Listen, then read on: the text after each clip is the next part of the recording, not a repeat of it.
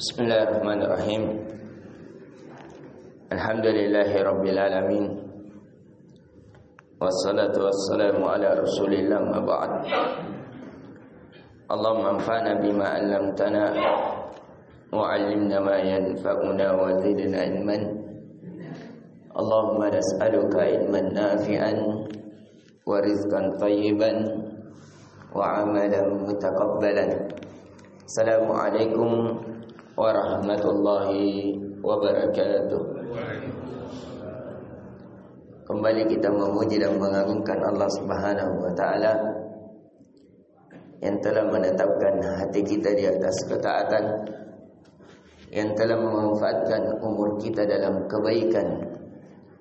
Yang sebagaimana di pertemuan sebelumnya kita telah membahas bahwasanya kebaikan ini menambah keberkahan pada umur. Kebaikan ini menambah keberkahan pada harta. Kebaikan ini akan memudahkan rezeki seseorang. Bahwa kebaikan akan mendatangkan kebahagiaan di dunia alam barzah dan di akhirat. Sebagaimana dosa akan mengangkat keberkahan pada umur. Dosa akan mengangkat kemudahan pada rezeki. Dosa akan mengangkat dari keberkahan kehidupan seseorang.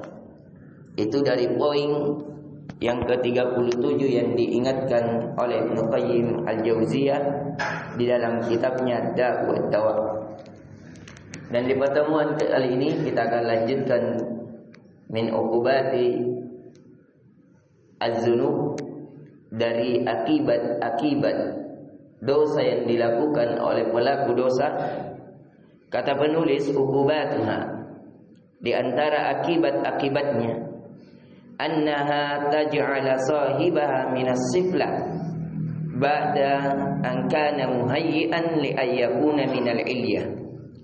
Kata penulis bahwa di antara akibat dosa yang dilakukan oleh seorang hamba, Allah akan menjadikan pelakunya menjadi rendah setelah Allah meninggikan pelaku tersebut. Jadi asal manusia ini tinggi, asal manusia ini dimuliakan oleh Allah, asal manusia ini diangkat derajatnya. Dan ini selaras dalam surah At-Tin. Sebagaimana Allah Azza wa Jalla berfirman, laqad khalaqanal insana fi ahsani taqwim. Sungguh kata Allah, kami telah menciptakan manusia itu sebaik-baik ciptaan.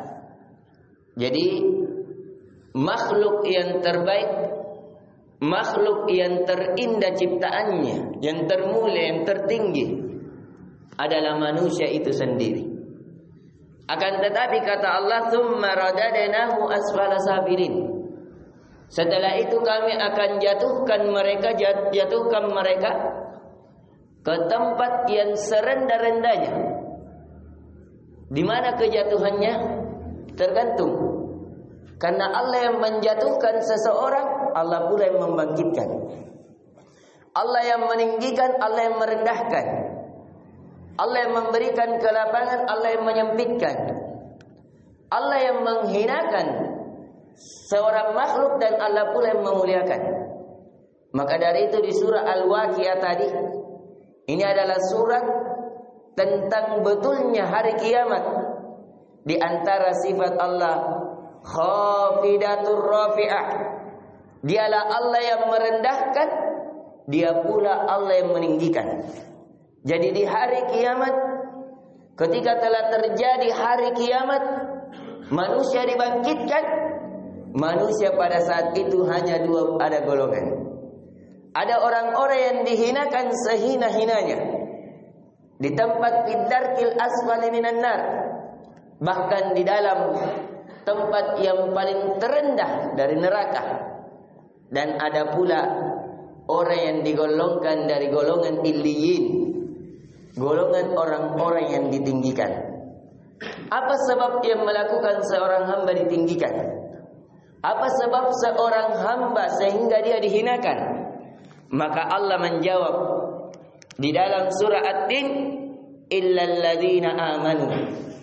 Orang-orang yang dihindarkan dari kerendahan, yaitu selain daripada orang-orang yang beriman. Wa amilus salihat, dan dia senantiasa melakukan amalan soleh. Jadi kalau kita ingin melihat orang-orang yang ditinggikan adalah orang-orang yang beriman, bagaimana ketinggiannya sesuai kadar imannya. Wa amilus salihat, begitu pula orang-orang yang senantiasa imannya dibenarkan dengan amalan soleh. Ketinggiannya bagaimana? Sesuai dengan kadar amal solehnya, baik dari kadar kualitas maupun dari kadar kuantitasnya.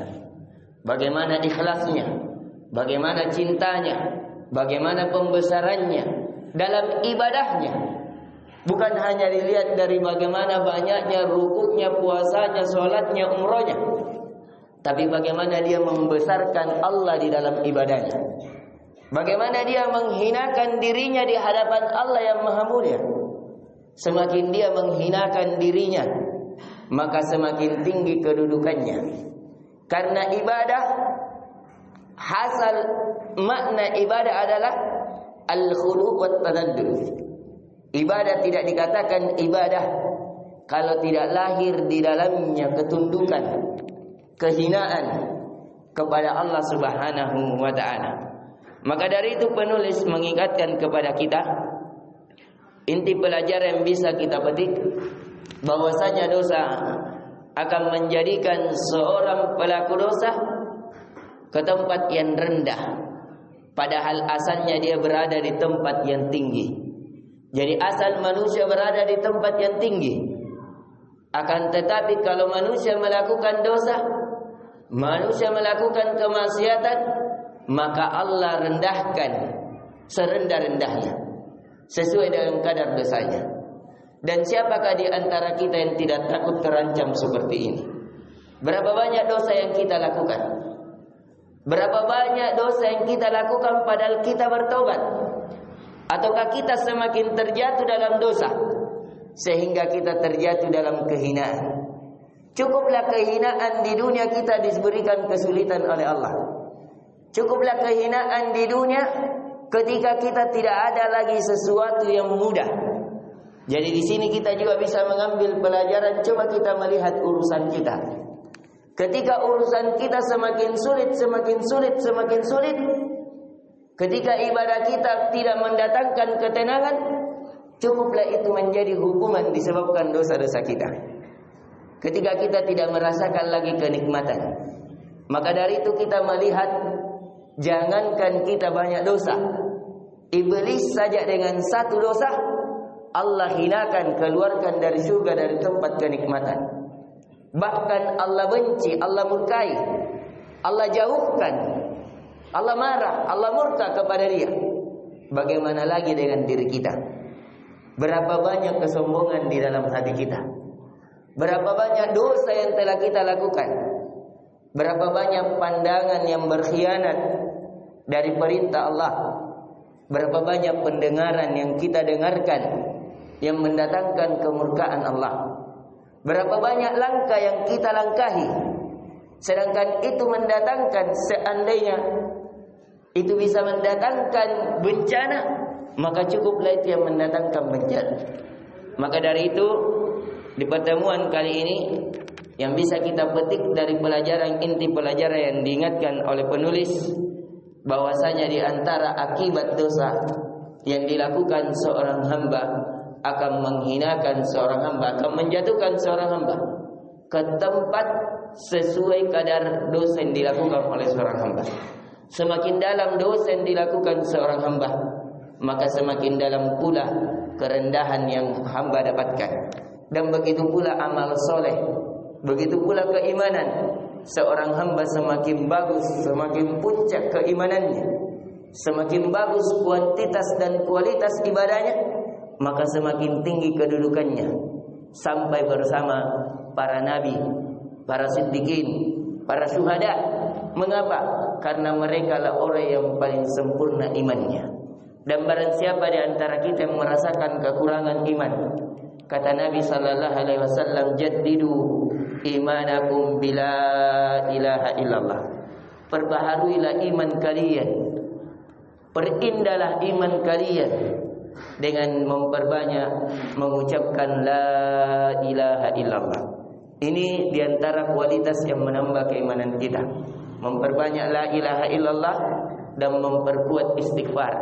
Karena dosa mempengaruhi hati dan tidak ada yang mengangkat dari akibat dosa itu kecuali istighfar, kecuali taubat.